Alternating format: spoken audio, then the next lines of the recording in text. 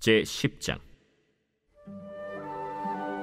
그 인봉한 자는 하가랴의 아들 총독 느헤미야와 시드기야, 스라야, 아사랴, 예레미야, 바스훌, 아마랴, 말기야, 핫두스, 스바냐, 말룩, 하림, 무레못, 오바디야, 다니엘, 긴느돈, 바룩, 무술람, 아비야, 미야민, 마아시야, 빌게, 스마야이니 이는 제사장들이요. 또 레위 사람 곧 아사냐의 아들 예수와 헤나닷의 자손 중 빈누이, 간미엘과 그의 형제 스바냐, 호디야, 그리다, 블라야, 하난, 미가, 르홉, 하사랴, 삭골, 세레랴, 스바냐, 호디야, 바니, 브니누요. 또 백성의 우두머리들 곧 바로스, 바한모압, 엘람, 삿두, 바니, 분니, 아스갓, 베베, 아도니아, 비그웨, 아딘, 아델, 히스기야, 아술, 호디야, 하숨, 베세, 하립, 아나돗, 노베, 막비아스, 무술람, 헤실, 무세사벨, 사독, 야뚜아, 블라디아, 하난, 아나야, 호세야, 하나냐, 핫숲, 할르헤스, 빌하, 소백, 로흠, 하삼나, 마세야, 아히야, 하난, 아난, 말룩, 하림, 바나이니라. 그 남은 백성과 제사장들과 레위 사람들과 문지기들과 노래하는 자들과 느디님 사람들과 및 이방 사람과 절교하고 하나님의 율법을 준행하는 모든 자와 그들의 아내와 그들의 자녀들 곧 지식과 총명이 있는 자들은 다 그들의 형제 귀족들을 따라 저주로 맹세하기를 우리가 하나님의 종 모세를 통하여 주신 하나님의 율법을 따라 우리 주 여호와의 모든 계명과 규례와 율례를 지켜 행하여 우리의 딸들을 이 땅 백성에게 주지 아니하고 우리의 아들들을 위하여 그들의 딸들을 데려오지 아니하며 혹시 이 땅 백성이 안식일에 물품이나 온갖 곡물을 가져다가 팔려고 할지라도 우리가 안식일이나 성일에는 그들에게서 사지 않겠고 일곱째 해마다 땅을 쉬게 하고 모든 빚을 탕감하리라. 오늘 느헤미야 10장 말씀을 중심으로 언약 안에 있는 사람은 누구인가? 라는 제목으로 함께 말씀을 묵상해 보겠습니다.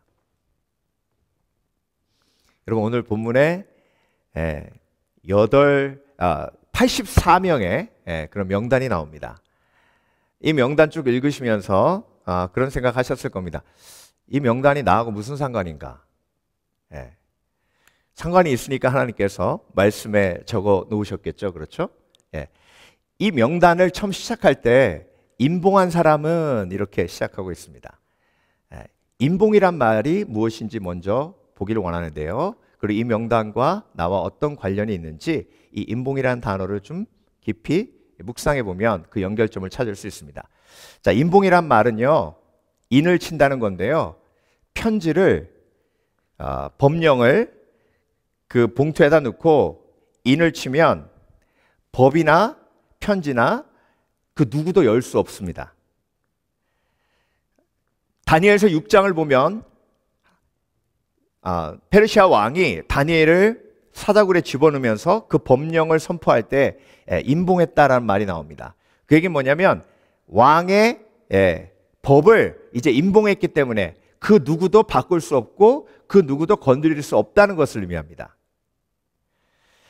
오늘 인봉했다는 말은요, 하나님 앞에 내가 약속했고 그 약속을 하나님이 인봉하셨기 때문에 그 약속을 하나님이 지키신다는 뜻입니다. 그래서 인봉 안에 들어간 사람들의 이름은 언약 속에 있는 사람들, 그래서 그 언약 속에 있는 사람들을 하나님이 보호하신다는 그런 의미예요.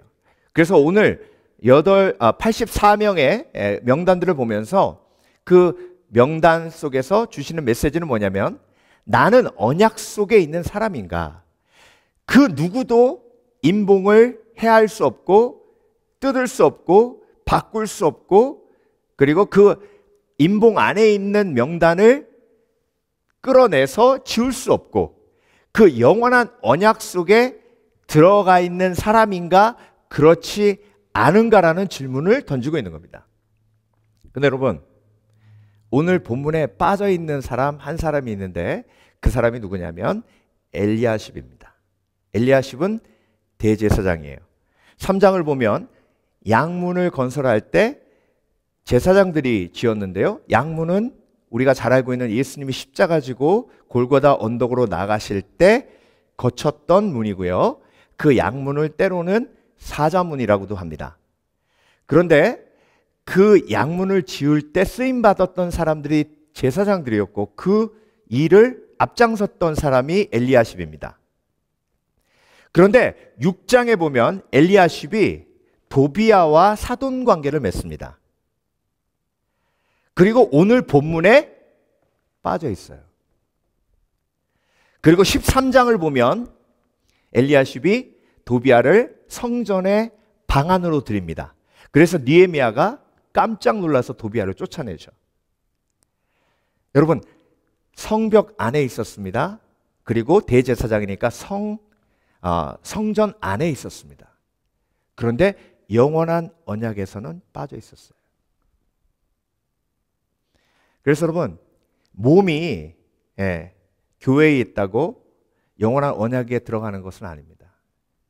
내가 영원한 언약 속에 들어가 인치심을 받고 임봉된 사람인지 오늘 말씀을 통해서 돌아봐야 되는데요.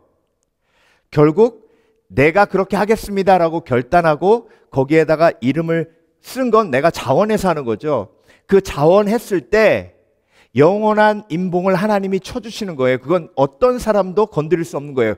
그래서 여러분, 내가 마음문을 열고 내가 예수님을 믿겠습니다 했을 때 그때 성령이 들어오십니다. 내가 문 밖에서 두드리노니 내가 내 음성을 듣고 내 마음을 열면 내가 들어가서 너는 나와 더불어 먹고 나는 너와 더불어 먹으리라 하셨죠. 예수님이 우리 속에 들어오셔서 성령으로 들어오시는 게 성령의 인치심이고 그 성령의 인치심은 그 어느 누구도 지울 수 없고 취소할 수 없고 무너뜨릴 수 없는 겁니다. 그래서 내가 예수 그리스도를 믿고 그리고 예수 그리스도를 영접해 성령이 임한 사람이 임봉받은 사람, 인치심을 받은 사람, 요한계시록에 나오는 이마에 인치심을 받은 사람이 바로 언약 안에 있는 사람입니다. 근데 여러분, 오늘 본문에 언약 안에 있는 사람들이 언약으로 들어가기 위해서 거친 과정들이 느헤미야서에 쭉 기록이 되어 있어요. 그래서 여러분, 오늘도 본문을 묵상하면서 내가 어떻게 언약 속에 들어왔고 그리고 그 언약이 어떤 언약임을 다시 한번 기억하고 그리고 그 언약을 통해서 하나님이 내 삶 속에서 어떻게 지금 신실하게 역사하고 계신지 우리가 함께 묵상해 보기를 원합니다. 그래서 여러분, 오늘도 내가 언약 속에 있는 사람임을 기억하시길 주의 이름으로 축원합니다. 여러분, 언약의 가장 큰 중요한 역할 중에 하나가 뭐냐면 언약 속에 있는 사람은 내가 누구인지를 명확하게 알아요. 언약이 영어로 vow인데요. 근데 그 언약을 가장 우리가 쉽게 알 수 있는 곳이 결혼입니다. 결혼은 언약으로 맺어진 관계예요. 피로 맺어진 관계가 아니라 언약으로 맺어진 관계입니다. 여러분, 결혼하면 제일 먼저 내가 누구인지를 알게 돼요. 내가 누구예요? 남편이에요. 내가 누구예요? 아내예요. 그리고 여러분, 언약 속으로 들어오면요, 내가 지켜야 할 책임도 있지만 사실 하나님이 언약 속에 들어오면 더 많은 특권을 누리게 하십니다. 여러분, 결혼을 잘못 이해하시는데요. 결혼은 하나님이 만드신 놀라운 축복의 언약의 관계예요. 그래서 결혼을 통해서 하나님이 하나님을 닮아가게 하시고 깨닫게 하시고 알아가게 하시고 여러분, 인간이 가장 성숙해가는 것이 결혼관계예요. 하나님을 가장 깊이 알아갈 수 있는 관계가 결혼관계예요. 그래서 교회와 하나님과의 관계를 부부관계로 빗대어서 설명하셨습니다. 여러분, 결혼관계를 통해서 아이가 태어나요. 그리고 아이를 통해서 하나님을 알아가고 아버지를 알아가고 어머니를 경험하고 그러면서 하나님의 깊으신 사랑을 체험합니다. 그래서 여러분, 언약은요, 내가 지켜야 할 의무보다 내가 누리는 축복이 훨씬 많은, 특권이 훨씬 많은 복된 관계인 줄 믿습니다. 그래서 언약 속에 들어오는 것은 복이에요. 그런데 어리석은 사람은요, 언약 속에 들어오는 것을 의무라고 생각하고 언약 속으로 들어오는 것을 두려워합니다. 예. 그래서 여러분, 내가 언약 안에 있는 사람인가 오늘 다시 한번 돌아보고 언약을 통해서 내가 정말 누구인가를 온전히 깨달으시는 지혜가 있으시길 주의 이름으로 축원합니다. 자, 첫 번째, 언약 안에 있는 사람은요, 오늘 본문에 나와 있는 84명의 언약 속에 있는 사람들. 오늘 본문에 나와 있는 84명은요, 사실 모든 가족의 우두머리예요. 그래서 모든 가족들이 함께 언약 속으로 들어온 겁니다. 자, 언약 안에 있는 사람은요, 첫 번째, 언약을 기억하는 사람들입니다. 여러분, 이스라엘 백성들이요, 페르시아에서 예루살렘으로 다시 돌아왔어요. 그런데 52일 만에 성벽이 재건되고 놀라운 하나님의 그 역사를 경험합니다. 그리고 가졌던 질문이 뭐냐면, 아니 어떻게 우리가 52일 만에 이 성벽을 재건할 수 있었지? 도대체 이건 어떻게 된 거지? 느헤미야가 뛰어나서 그런가? 아니면 페르시아 왕이 도와줘서 그런가? 아니면 우리에게 역사하시는 하나님의 능력인가?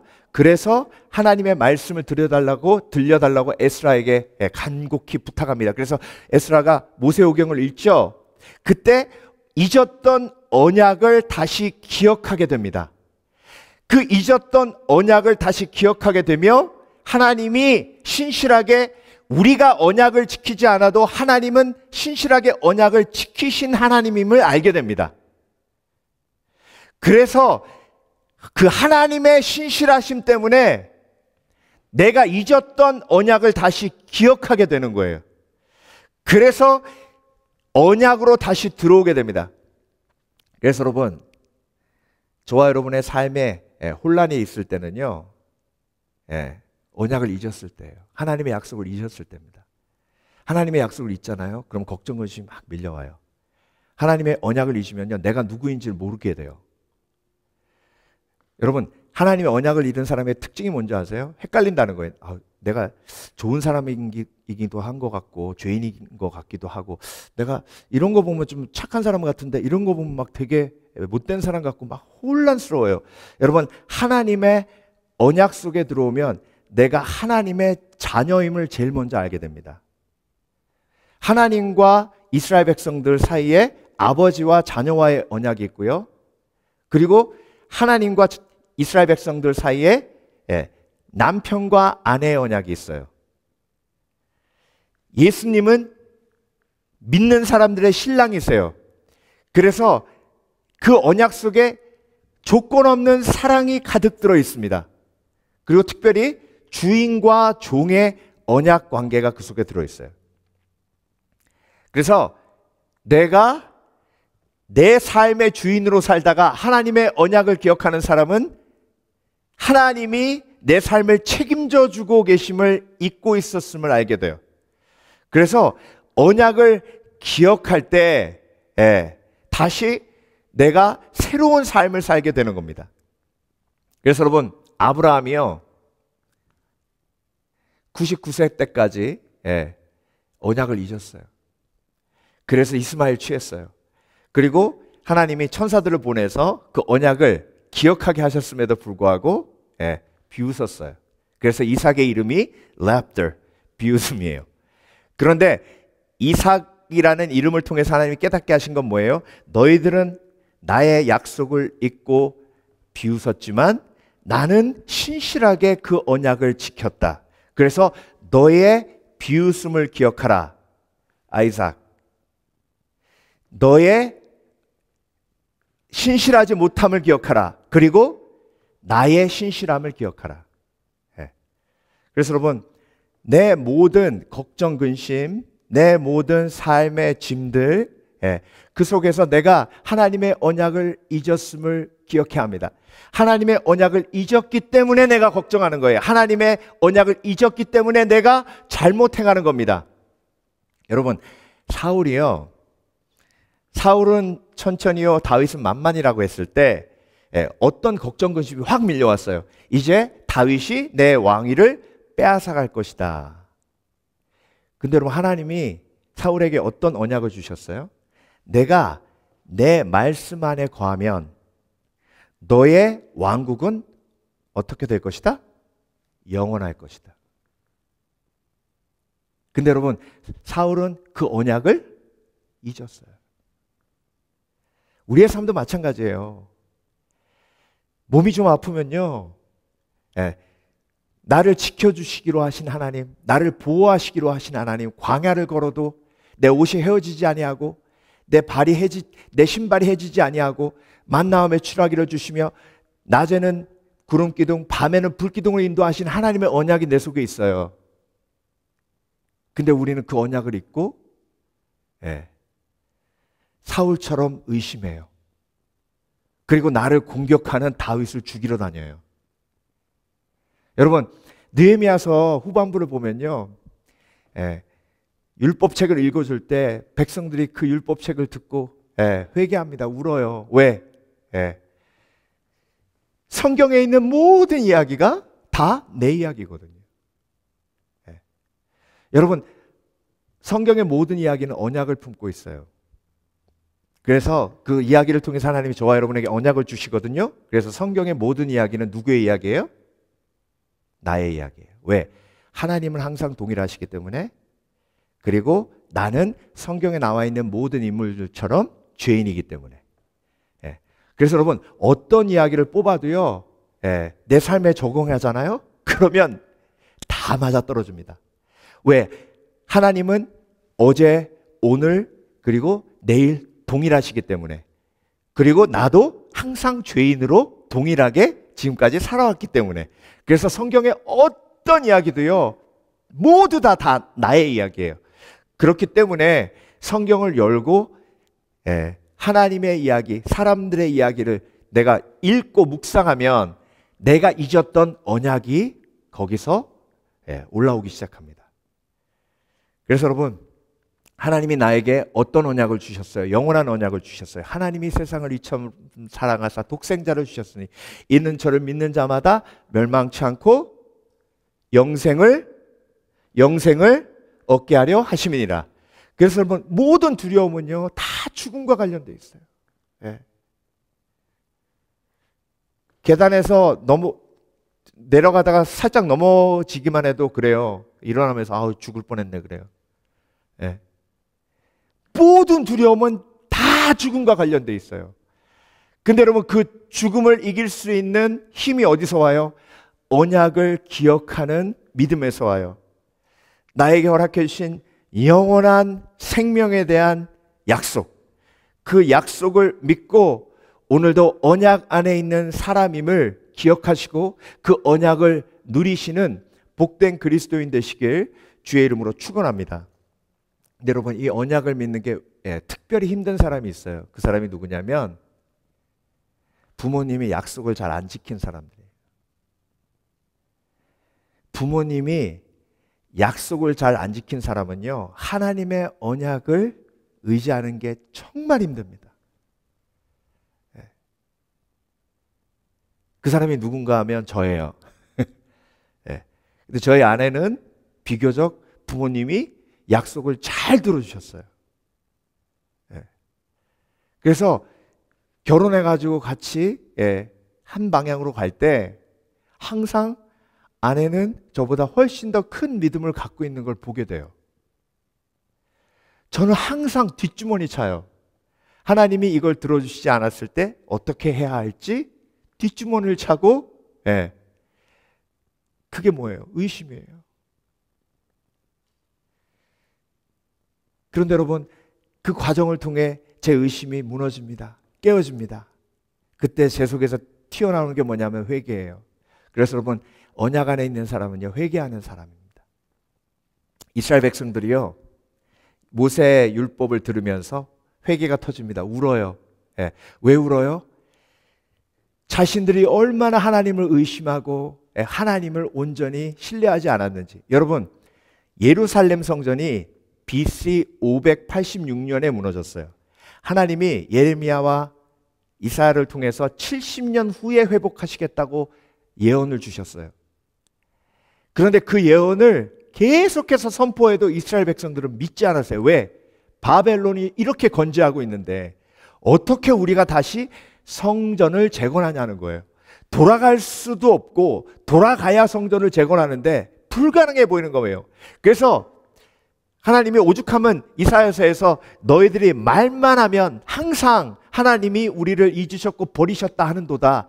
나는 너희를 내 손바닥에 기록해가지고 기억하고 있는데, 그런데 너희는 항상 입만 열면 항상 하나님은 나를 잊으셨고 우리를 버리셨다고 하는도다. 예. 그런데 모세오경의 말씀을 읽다 보니까 하나님이 그 놀라운 언약을 이루신 거예요. 586년에 성전이 멸망했는데 516년에 정확하게 70년 후에 스룹바벨을 통해서 하나님이 성전을 회복하신 줄 믿습니다.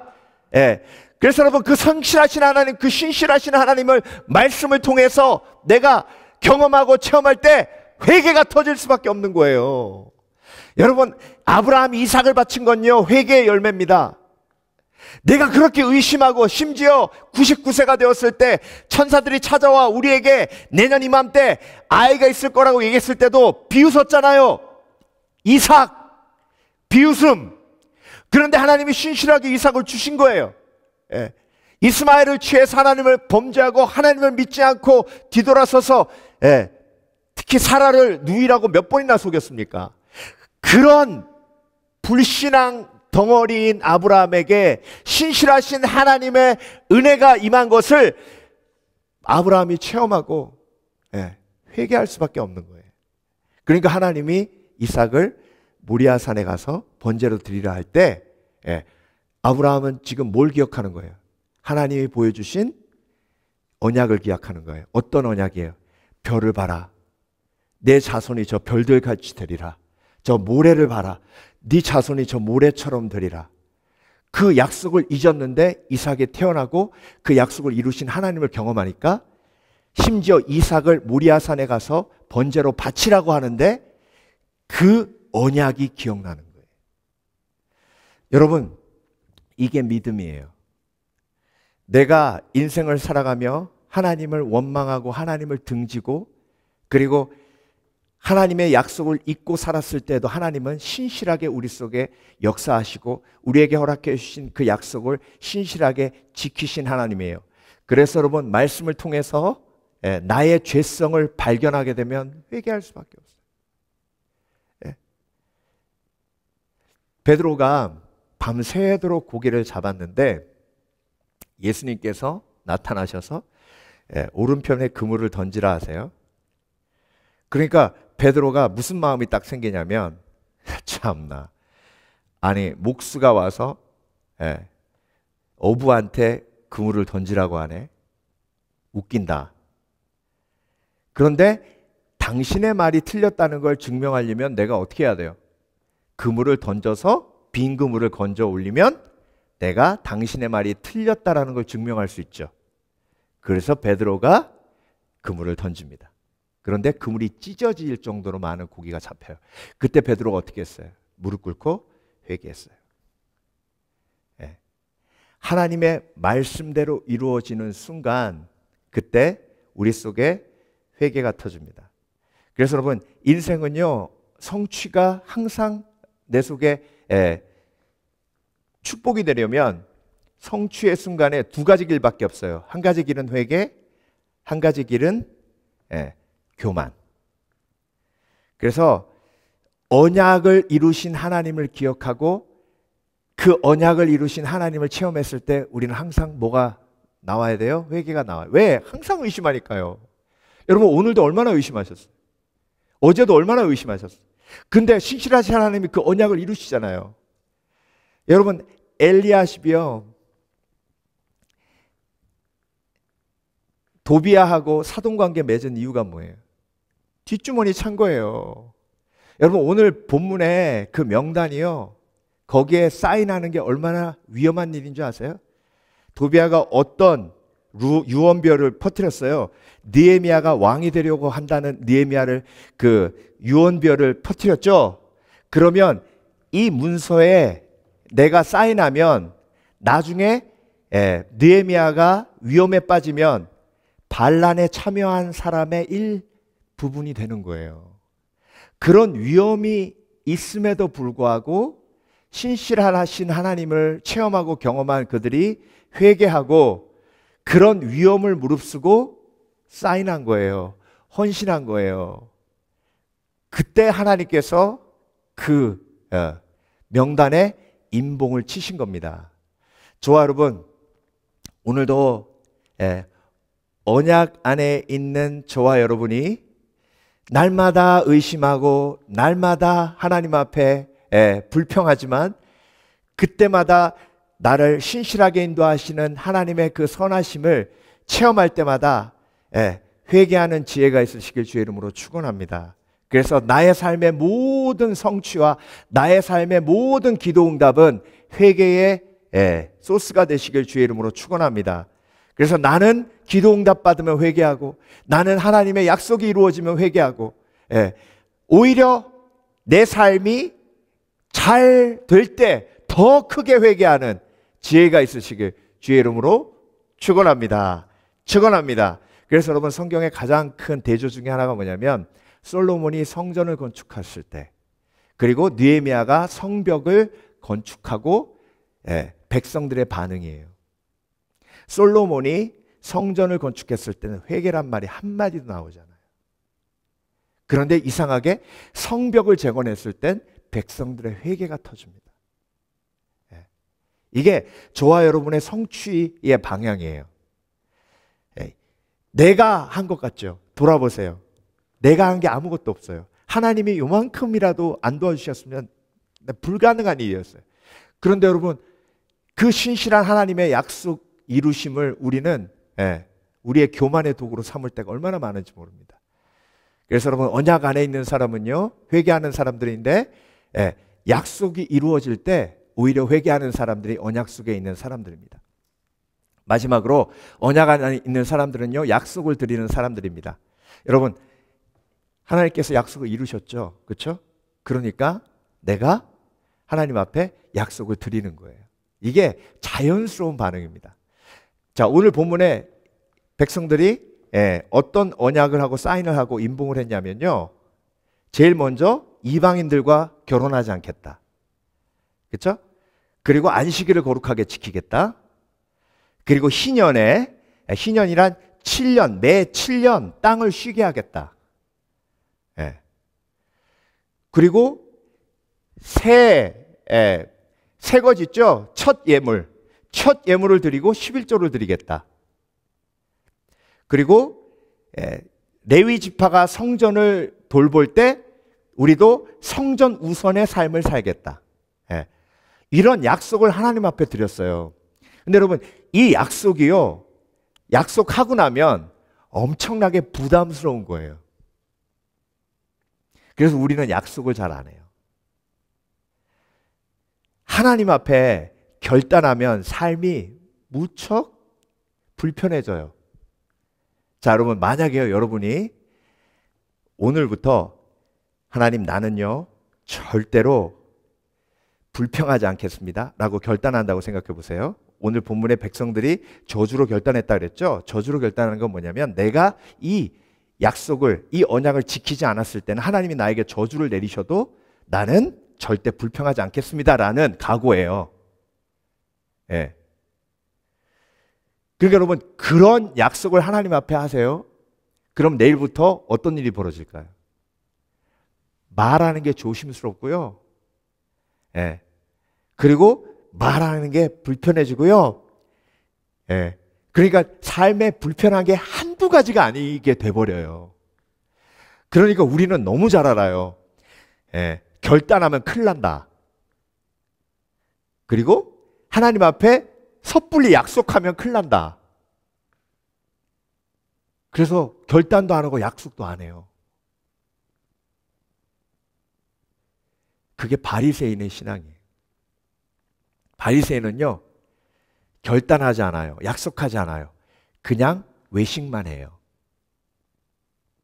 근데 여러분, 오늘 본문에 이스라엘 백성들은 하나님의 은혜를 경험하고 하나님의 말씀 속에서 자신들의 언약을 지키지 못하는 죄악성을 깨닫고 회개하고 자원해서 하나님 앞에 약속합니다.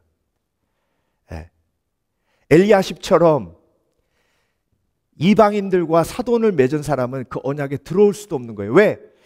그 언약에 사인을 하면 사돈 관계를 끊어야 되니까. 이걸 못하기 때문에 그 언약 속으로 들어올 수가 없는 거예요. 여러분, 약속을 받은 사람은요, 약속으로 응답합니다. 여러분, 하나님 앞에 어떤 약속을 드리셨습니까? 네. 여러분, 오늘 본문에요, 안식일을 거룩하게 지켰다고 약속했죠? 이 약속이요, 저주로 약속한 약속이에요. 저와 여러분이 주님 앞에, 하나님, 제가 주님 품 안에 안기는 그날까지 절대 주의를 범하지 않겠습니다. 네.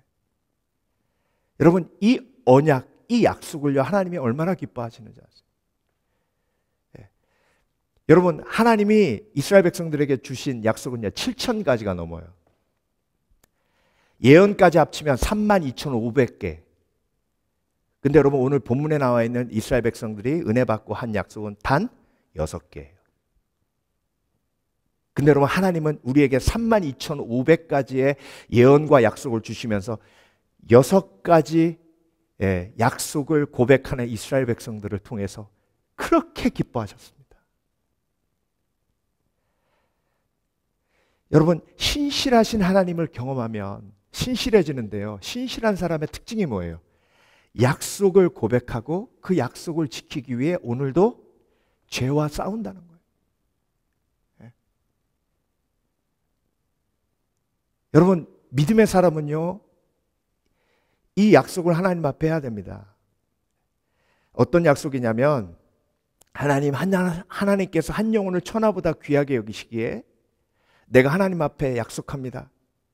내가 단 한 사람의 사람도 함부로 대하지 않겠습니다. 만약에 내가 한 영혼을 천하보다 귀하게 여기신 하나님의 가치가 내 삶 속에 온전하지 않고 누군가를 내가 무시하고 누군가를 함부로 대한다면 제가 회개케 하시고 깨닫게 해주시옵소서. 네. 여러분, 이 약속을 하나님 앞에 드린 사람은요, 성령께서 내 삶 속에 그런 어리석은 행동을 하면요, 근심하세요. 깨닫게 하세요. 사무엘은 하나님 앞에 어떤 약속을 드렸습니까? 하나님, 내가 기도를 쉬는 죄를 범치 않게 해 주시옵소서. 하나님, 내가 주님 품 안에 안기는 그날까지 기도를 절대 쉬지 않겠습니다. 여러분, 하나님이 여러분께서 약속을 하나님 앞에 올려드릴 때 하나님이 얼마나 기뻐하시겠어요.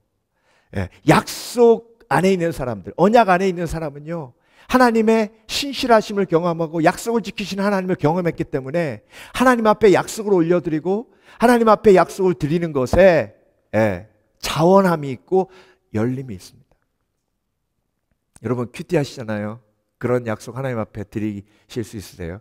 하나님, 제가 저주로 맹세하되 큐티를 거르지 않겠습니다.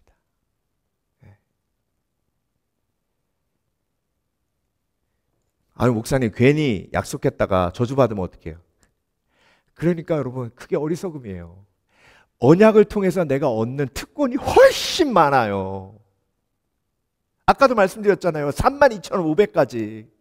하나님은 7,000가지의 약속을 주시는데, 이스라엘 백성들이 6가지 드려도 하나님이 기뻐하시는데, 여러분, 신실하신 하나님을 경험한 사람, 언약의 하나님을 경험한 사람은 언약으로 반응합니다. 그래서 성경은요, Old Testament, New Testament이잖아요. 구약, 오래된 언약, 신약, 새로운 언약. 그래서 여러분, 하나님은 언약의 하나님이고 그 언약의 하나님을 성경은 뭐라고 표현하냐면 신실하신 하나님이라고 표현합니다. 그래서 저와 여러분, 신실한 사람 좋아하잖아요. 약속을 잘 지키는 사람 좋아하잖아요. 네. 그러니까 하나님을 닮아가면 닮아갈수록 관계가 좋아질 수밖에 없어요. 네. 토마스 오바다야 지섬 목사님이라는 분이 계세요. 이분이 1866년에 태어나셨는데요. 그런데 태어날 때부터 약하게 태어났어요. 집안도 가난하고. 그래서 그 연약한 몸을 이끌고 열심히 공부해서 교사가 됐거든요. 그래서 이제 뭔가 좀 우리 집안이 풀리나 보다 하고 교사 생활을 했는데 몸이 약해가지고 1년 만에 그만뒀어요.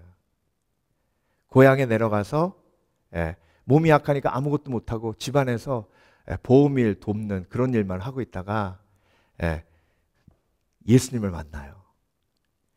그래서 뜨겁게 회복되고 영혼이 회복되니까 몸까지 같이 회복되었어요. 그래서 무디 바이블 컬리지로 갔거든요. 시카고에. 그래서 그 학교를 다니면서 이제 목사가 되기로 꿈을 꿔요.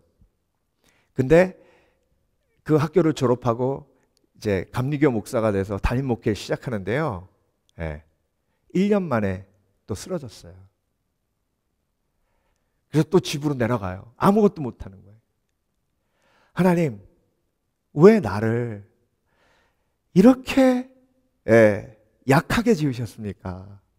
하나님이 과연 신실하신 하나님 맞습니까? 그런데 예레미야 애가 3장 22절 말씀을 읽으면서 그 해답을 얻습니다. 여호와의 인자와 긍휼이 무궁하심으로 우리가 진멸되지 아니함이니이다. 내가 진멸되지 않은 것으로 하나님의 인자하심과 신실하심이 증명되는구나. 이것들이 아침마다 새로우니 주의 성실하심이 크시도소이다. 이 말씀을 읽는데 막 가슴이 뜨거워지면서 자신의 삶의 문제에 질문들이 눈녹듯 녹는 거예요. 그래서 여러분, 이 말씀을 중심으로 해서 시를 썼어요.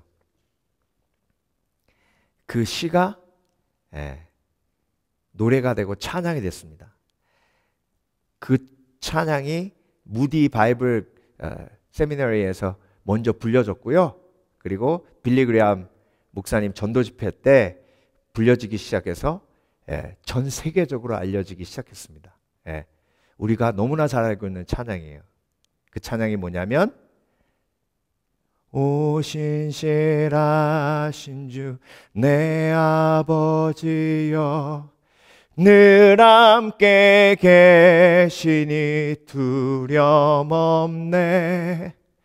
그 사랑 변찮고 날 지키시며 어제나 오늘이 한결같네. 오 신실하신 주, 오 신실하신 주. 이 찬양을 쓰게 하셨어요. 그래서 여러분, 이렇게 몸 약한 목사님이요, 몇 살까지 사셨냐면 94세까지 사셨어요. 그리고 찬송시를 1200편을 적고요. 그 1200편 중에 800편이 찬양으로 만들어졌습니다. 치손 목사님의 고백을 제가 하나 코트하겠는데요. 난 어렸을 때부터 몸이 안 좋아서 재정적으로 고통을 받고 걱정 근심이 많았습니다. 하지만 항상 신실하게 나의 필요를 공급하시는 신실하신 하나님을 체험하고 그것을 글로 쓰기로 작정하고 기록으로 남겼습니다. 그래서 내 삶은 감사로 충만합니다. 여러분, 신실하신 하나님, 언약을 이루시는 하나님, 그 언약 속에 저와 여러분이 들어있고 하나님이 임봉하셨습니다. 그 임봉은 그 어느 누구도 깰 수 없어요. 그러면 나는 언약의 사람으로 살아가는 겁니다. 언약의 사람은 언약을 절대 잊지 말아야 돼요. 그리고 언약을 기억하는 사람은 그 언약을 통해서 항상 회개가 마음속에 살아있습니다. 그리고 언약을 기억하는 사람은요, 언약을 받았기에 하나님 앞에 언약을 올려드립니다. 오늘도 언약의 인생, 믿음의 인생 살아가시는 복된 그리스도인 되시길 주의 이름으로 축원합니다. 축원합니다. 기도하겠습니다.